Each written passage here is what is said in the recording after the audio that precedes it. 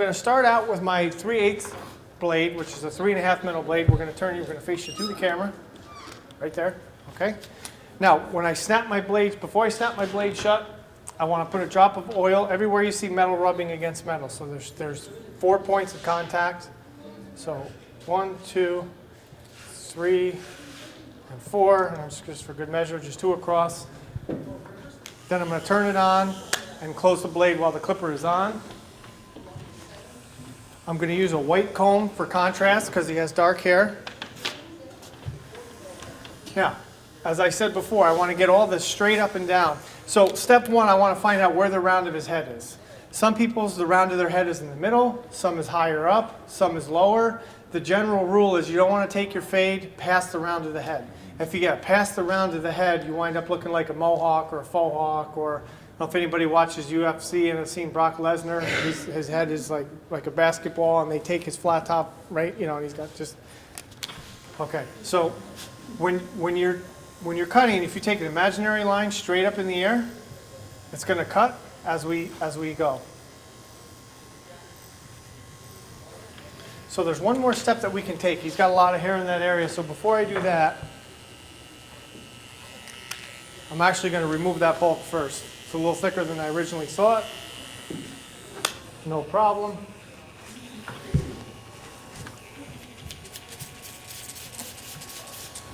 It doesn't have to, you don't want the hair soaking wet. You just want it damp so the hair doesn't fly all over. So where we see this heavy area, what I'm going to do first is take a clipper over comb technique. Now I'm going to take an imaginary line straight up in the air. So can everybody see that? How that's straight up in the air? So that's step 1. So that's going to get me to have, that's going to get me those square corners. Somebody has a question? Yeah. Yes, sir. What blade number is that? This is a 1.5 blade. The 1.5 blade is my favorite blade. It's the most versatile. The teeth are longer, the blade's wider, so it leaves a blended cut. So as we're cutting, the heel of the blade on the comb cuts length, and as we start to pull the heel of the blade away from the comb, it starts to cut and blend, and just the tip of the teeth, it just blends. So if you can picture point cutting with a scissor, a clipper blade has 18 blades, so you're point cutting with 18 blades. So one swipe, you're done. What's that? This is the MVP. Yes, the Andis MVP. Yeah, this is my favorite detachable blade clipper because it's very lightweight and it has a lot of power. All the power is, it's got this huge plug. All the power is in here. So that's allowed them, not to get too technical, but that's allowed them to get the clipper so light and whisper quiet. Absolutely, and afterwards you can come up and if you want and turn it on. Yeah, it's very light. So you can see right away I have no line. Now when we get to the back, if you could take a quarter turn, Daniel, other way. Okay, so now with flat tops, what I want to do is I want to take the crown out, or the pivot. So I want to round this in so it's shorter towards the back. So it's going to be longest in the front, and then it's going to angle down in the back. So we're not going to have the horn sticking out or the crown sticking out. So by doing this step first, I call this the round of the head section. I keep it real simple. So basically you're working in the parietal area and just above the occipital area.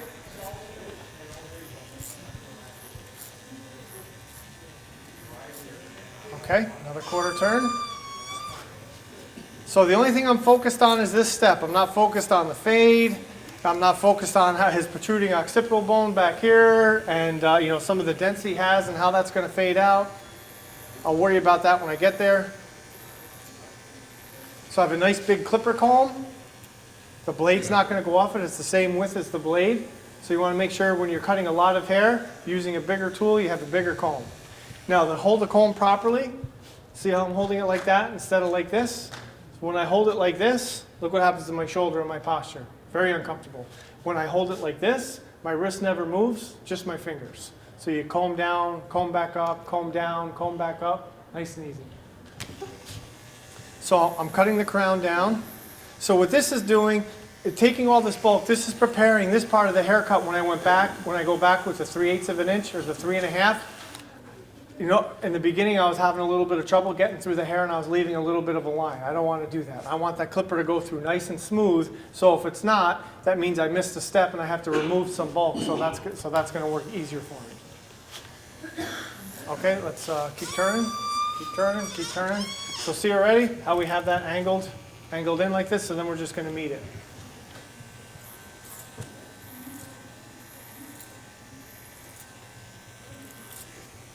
Okay, I'm going to turn your head a little bit now. Now here on this side, I don't know if it's me, it looks like his last haircut was taken in just a little bit past the round of his head. So we're going to have a little work to do there with the gel and the hair dryer to stand that up. So I need to be careful not to follow that and round in to take it straight up in the air. So I want to finish rounding the back out.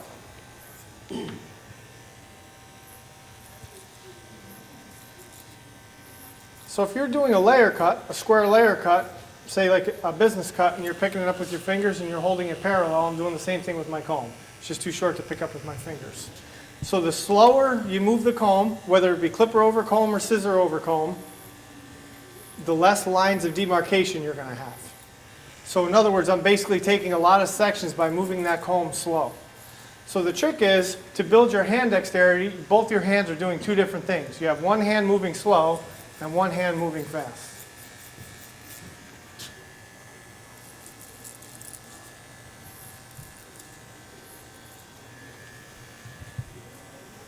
Okay, I think we have that heavy weight line blended out pretty good there. Okay, now I'm going to spin you all the way back around, Daniel. Face the camera right there. Perfect. Okay, now you're going to see the difference when we go back with the our larger blade. So I always like to brush my blades off before I put them down. Because if you forget to do it when you pick it up and you get somebody with white hair next time and you go up the side, then you're going to have all black hair and their white hair and they're going to wonder what's going on, and then it looks like you don't clean your tools. Okay. So now when we go through, we take that same imaginary line straight up in the air like we did with our comb. Now we don't have a line. This is a 3.5 blade. It leaves the hair 3/8 of an inch. Okay, so see that there? Now we have no line. So this area I have to be really careful. The round of his head is right in this transition area here. So I have to be real careful not to round past it. And all that hair is laying forward. We're going to gel the top and blow dry it back to stand it up before we cut the flat top. So we just have to make sure that we don't go past this round so his flat top, so his corners aren't angled in. Now we can go higher up in the back. Okay, keep going.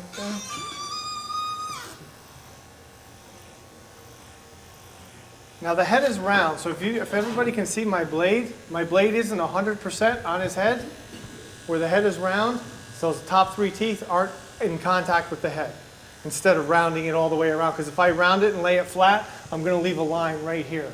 So I want to basically I want to blend that in without leaving a line in the back. So each step that you do when you're working from the top down should give you that much more confidence as you're working your way through.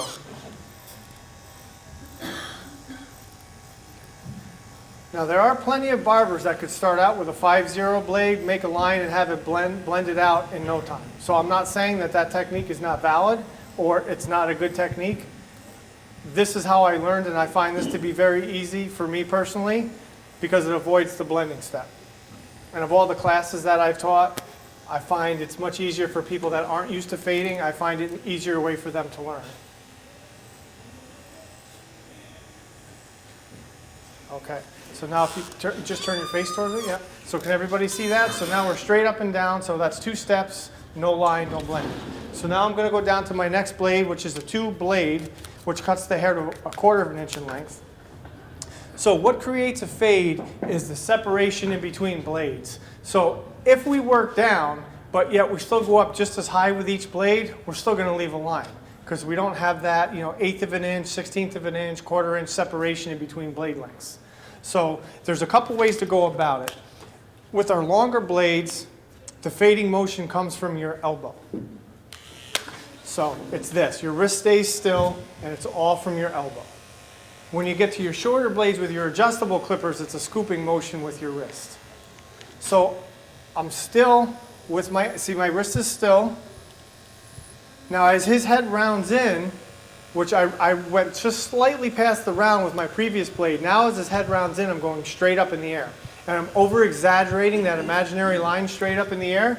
And what that's doing with a detachable blade is it cuts as we're pulling the blade away from the head. So still no line.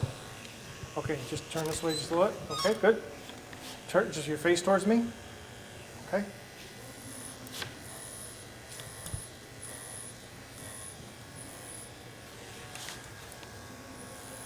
If you feel that your body is getting out of alignment and your posture is uncomfortable, there's two grips on the clipper. You have your overhand grip. Your hand is over the clipper. Okay, and then anything past the round of the head, once your elbow starts to go like this and you feel yourself leaning and getting out of correct body alignment straight up and down, switch to an underhand grip where your hand is under the clipper. Pretty simple, right?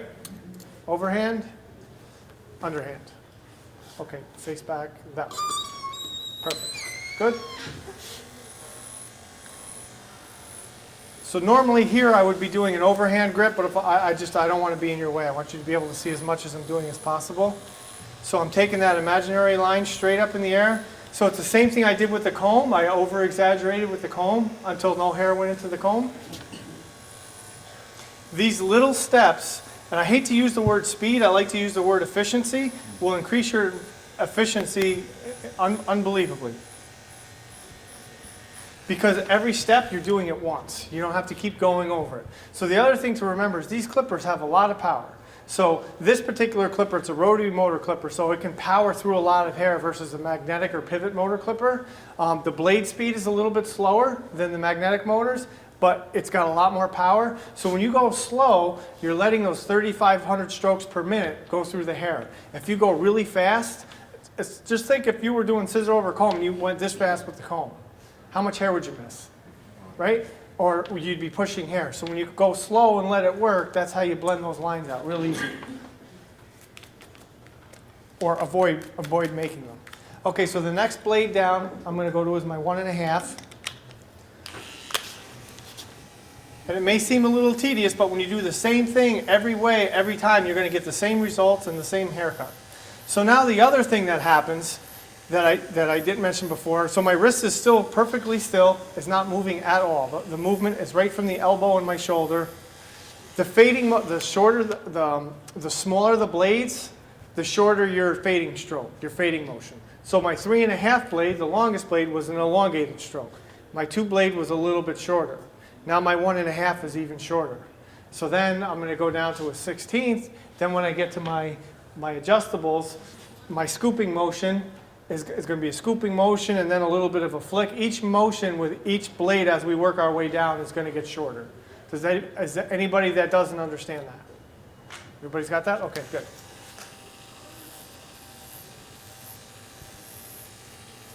And then another trick, what I do is to blend into the other blade. Once I get to that round of the head where I know I want to start pulling away, instead of pulling away, I'll gently push the heel of the blade onto the head form, just a little bit. See what happens to the teeth? Just that little bit is all it takes. And then that'll fade into that next blade. Just pushes those teeth out just a little bit. So I'm flat on the head, I'm pushing the heel of the blade in a little bit. Face the crowd for me, please. So if you can see it from this way, okay, we're flat, flat, I'm pushing the heel of the blade in, and then that pops the teeth out just a little bit. Okay, now just spin with me. Keep going, keep going, keep going, keep going. You're gonna have to oil that. Okay, stop. I can't take it anymore.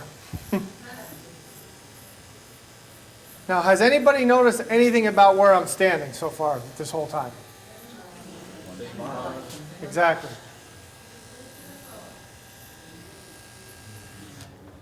How many times do you see the person next to you doing this all day long? whipping that clipper around over the customer, right?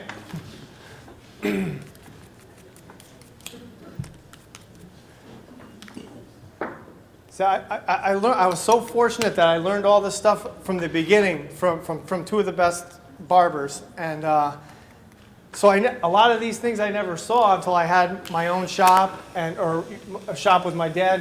We're hiring people and bringing more people on and seeing all this other stuff. So it was kind of weird. I'd never seen, some of these bad habits.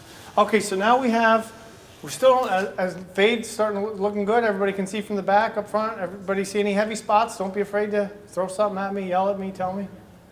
I was on a video shoot for one of my videos, and I hired one of my students because I teach a lot of hands-on classes at my shop. So I hired her to sweep in between. So we would shoot the video, we would take the pictures. So we're in the middle of taking pictures, and she's in the corner. She's like, "Well, I see a line there. I see a line there. Oh, I see something over there." And I had to pull her aside. I said, "Can you wait? At least wait till they turn the camera off if you see something, or let me look at it before we take the pictures." So same thing. This is a 1A, cuts the hair to a 1/16 of an inch in length.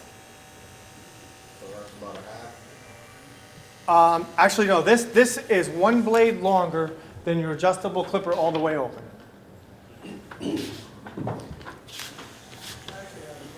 Sure, go ahead, sir. You're not flipping your wrist as you fade with the rotary clipper. You're No. going to go to it and go to the Exactly. clipper. Yep. So are you just following along the shape of the head to keep it ended? Yes. As the head rounds in, You don't go into the curve.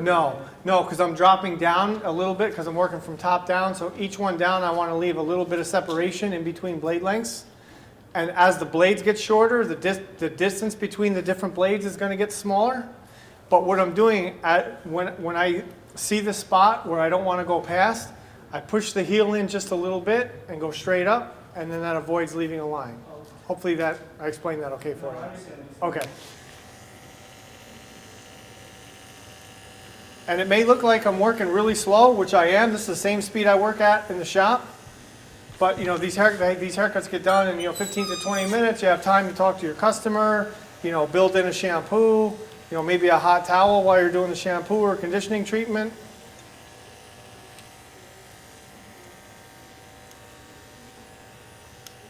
I have a question. Sure, go ahead. The difference between rotary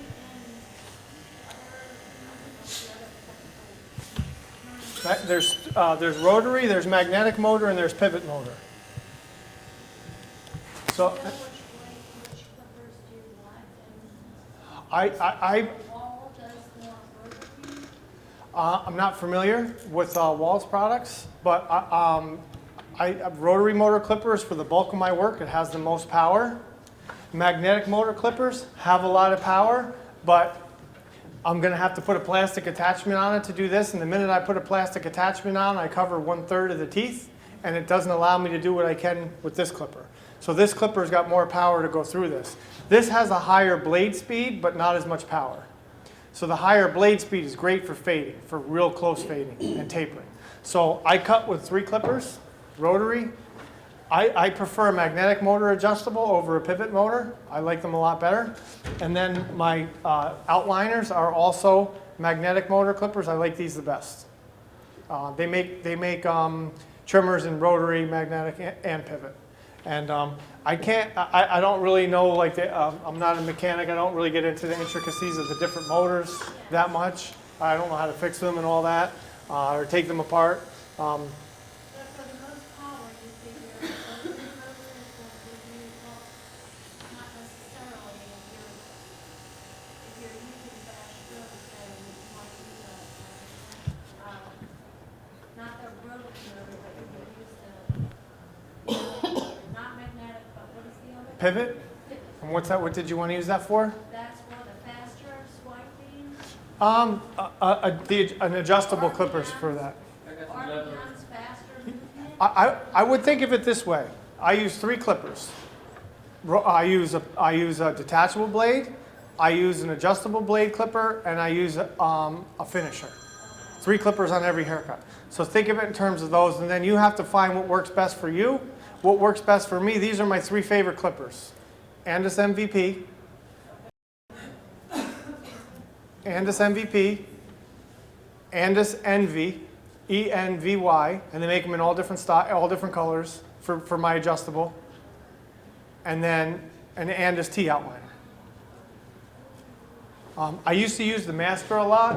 When they came out with the Envy, I switched to this one. I find for me, for whatever reason, I use the Master for just about my whole career. When this came out, it's lighter, it's quieter, it doesn't vibrate as much, and it's much easier to use. Well, thank you, because I see that you're really body conscious about how you stand and how you Absolutely, you have to be. Yep.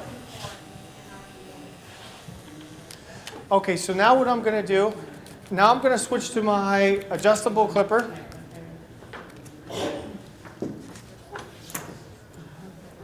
Okay, same thing, drop of oil. Now they make these in all different colors for whatever reason. I have every one, and for whatever reason, this pink one is my favorite. It seems to cut and fade the best. I can't give you an answer why. It's just what I've noticed doing my haircuts. That's why I have the pink clipper. Okay, so we're going to turn this side just a little bit. So now I'm going to go into my scooping motion. Okay, now it's from the wrist instead of the elbow. So now I'm going to come from the bottom and very slowly use the C motion just below the temples. You got that blade open? Blade is all the way open.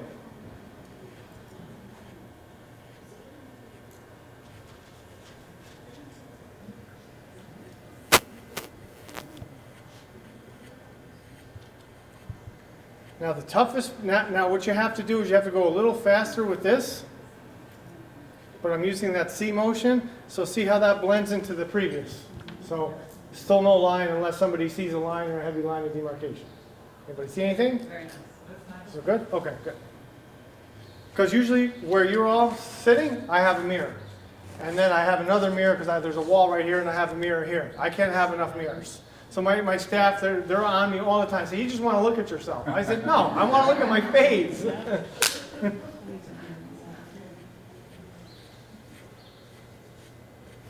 Okay, so we're gonna work it all the way around. Now, the thickest part of the hair on every male is right in through here. So when that's where we're putting our fade, it's not going to be easy. But if you use your tools properly, now see how my elbow and my shoulder is completely still? And now it's all wrist.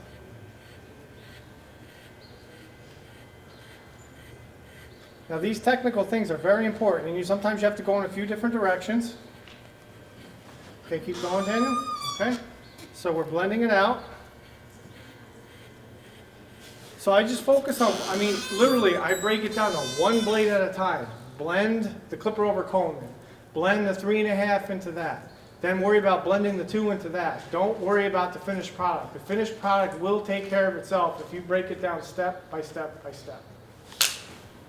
Now, if you're not working with that particular, if you're using the detachable blades, would you use the same method or the same technique? I would. Or would you adjust it? I would, but I find the adjustable clipper, when you get down to the one blade, the adjustable clipper works better. Reason being is if you look at a one blade on a metal blade and this adjustable all the way open, the adjustable is shaped like a scoop, and there's more distance between the cutting surface and the tip of the teeth, the stationary blade, where the cutting teeth and the tip of the teeth of the stationary blade for your detachable blade clipper, they're very close. So there's very little margin for error, and once you go in, it's zap, you got a line. So that's why you could technically do everything all with a detachable blade clipper right down to an outliner blade, but that's why I like to have all these different clippers. Do you have any tricks for not, like, I have some kids that I do cuts on, and, their skin is so sensitive and they get a little, am I just going too fast, or, You're probably pressing too hard or not stretching the skin. Are you irritating them with the trimmer or with it's the? the detachable. Some of the detachable blades I've noticed recently when I get new ones, they're very sharp. Yeah. Yeah, I don't know why, so I don't use them on kids. And I've noticed it with 1 and below, so I don't put them on somebody's skin. I just use them for clipper over comb. Okay. Because they're very, if you want to come up and feel this is a 0A, just touching it, it's really sharp. Yeah. So, And do you prefer the metal to the ceramic, or do you have a oh preference? no, I like the ceramic blades the best. Ceramic blades, they have this white strip. They last longer, they hold their edge longer, and they run cooler. Where the metal blades, they're still good, but they heat up faster and they don't hold their edges. Okay, so now I'm going to close the clipper halfway in between. Now my motion has become shorter. Everybody see that?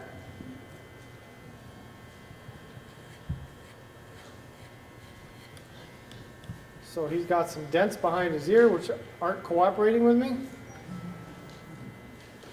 Okay, now keep turning. Are Good. there any other times where you feel like you will choose a different way to fade? Like sometimes, like I'm seeing you fade from the top down. Yes. Do you ever choose to go from the bottom up? The only time I will, I'll show you on the other side what I could do.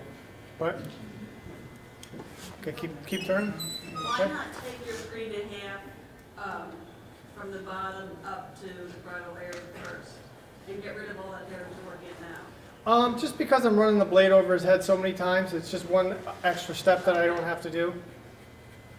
You can if you want. So the only time I would do it, I would work it down to a 1A, and then I would close it all the way to a 000 and give myself a guide. Now keep in mind the 000, this all the way closed is not going to be my shortest blade. I'll still use a little bit of a flicking motion so I can blend it out so I'm not putting a hard line in, and then I can fade up from there. So that's the only time that if I want to give myself a guide. I'll still work down with the largest blades. So now I'm going to close it down all the way. Now with his beard, I'm going to reverse fade his beard. Now I'm going to open it halfway and do it the opposite direction. Now open it all the way. Okay, now where there's a little bit of heaviness, I'm going to do some point cutting with the clipper. Okay, has anybody ever done point cutting with a clipper? I'm going to take the clipper, I'm going to turn it on its side. I'm going to keep it all the way closed. Now this last blade here on the side is the widest blade, then it's wider than the other ones. So I can turn it sideways and just use a scooping motion and just lighten it up. And if that doesn't do it, I can turn it at a 45-degree angle. Now this way you don't chase that line up. So we wind up just softening it up. And now when I face them towards you, you're going to see the difference. Now, what's that achieving? Is that like using just the corners? I'm using the corner of the blade at a 45-degree angle first. Okay, and then, or actually, I'm sorry, I'm using it at a 90-degree angle first, and I'm going higher. And then I'm using it at a 45-degree angle, and I'm still using my scooping motion. So see how it's softening up that, I won't even call it a line, shadow, because that's the thickest part of his hair. Now when you're dealing with dark hair on light color skin, and then you throw in some lumps and dents, you have a high degree of difficulty. Okay. Is there techniques that you use on African American hair? Because I have a few clients that I would like to become better at fading their hair. I do it the exact same way. Exact same way. Yep. Do you use a different, do you use a brush to kind of smooth things out? Yeah, I mean, we can use this. It's just a regular black face like that. Yes. Yep. So, but this is the key. If you keep this clipper flat and keep going up higher and higher and higher, then I want this a low fade. I don't want it high. So this is going to help me keep it low. And then I can also stretch the skin. You grip that head like a basketball and stretch. And that'll pop the hair out. Okay, now I'm going to close it down all the way and reverse fade the beard. Turn a little bit towards the side there. Now halfway. Now all the way. Okay, now I'm going to go to my trimmer. Now I just finished off with a 3-0, a 000 blade. There's a 4-0, and then there's a trimmer with a 5-0. I have two options. I can put a 4-0 on this, or I can take my trimmer and tilt it up this way. So any blade that you lay flat, okay, so this is a 5-0, I tilt it up, it becomes a 4-0. If I have a 1 blade that I'm laying it flat, I tilt it up, it's a 1/8 blade. So if I have a 1.5 blade, that's 1/8 of an inch, and I tilt it up, now it's a 1/4 of an inch, it's a 2 blade. So that'll save you a step 2 instead of on and off. So a quick little tip there. So what I'm going to do is tilt it up with a scooping motion, or more of a flick, and then I'll lay it flat.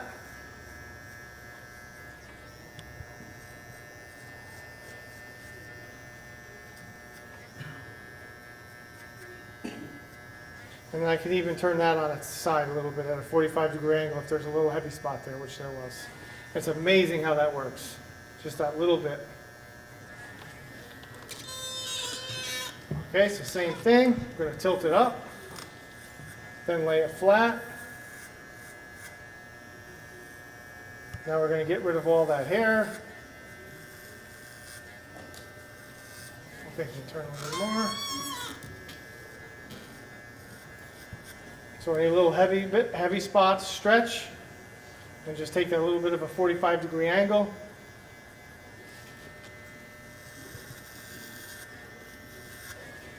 Okay, keep turning. Now all of a sudden that occipital area, that occipital bone is not so scary. We dig right in there and get that out.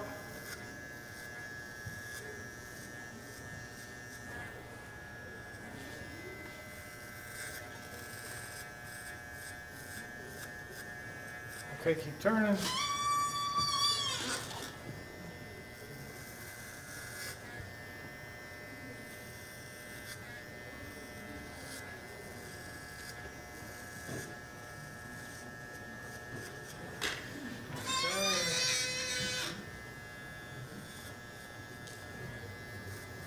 So I don't want to get too close to the beard because we just reverse faded it with the other.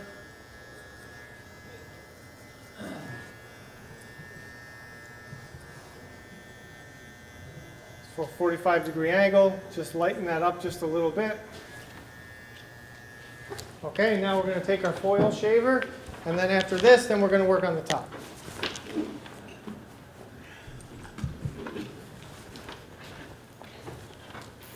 So I'm going to shave down first with the grain and up against the grain. What clipper did you say that was? This is the Andis Super Liner. It comes with a T-blade and it comes with this foil shaver. If you can turn sideways.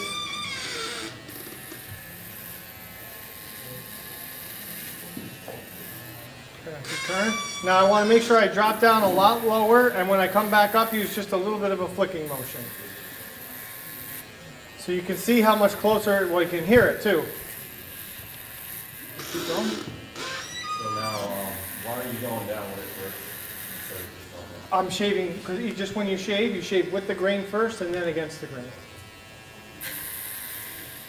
Because if I just went up first, it has to work a lot harder. Okay. And the other thing you'll notice too is when you have all these different clippers and use them in this manner, they're all going to last a lot longer.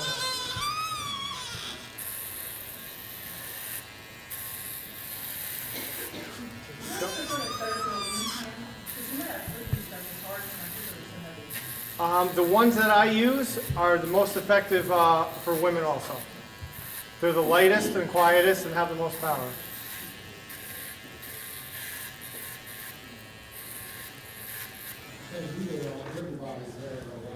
What's that? No. If you have to ask people, if some people have problems with shaving, they're going to get bumps or whatever, you want to check with your customer first if they can use a beard trimmer. I found that out the hard way, like I do most things. I went to go use it on one of my friends, and he almost jumped out of the chair. I said, "What's the problem?" He said, "You're going to give me all kinds of bumps." I said, "What do you mean?" And then he explained it to me, and then I understood. But I never knew that. So, yeah. Okay. This should do it. This should wrap up the fade. So does anybody have any questions on the fade before we start with the flat top? Everything looks pretty good to everybody when we spin them around? Anybody see anything?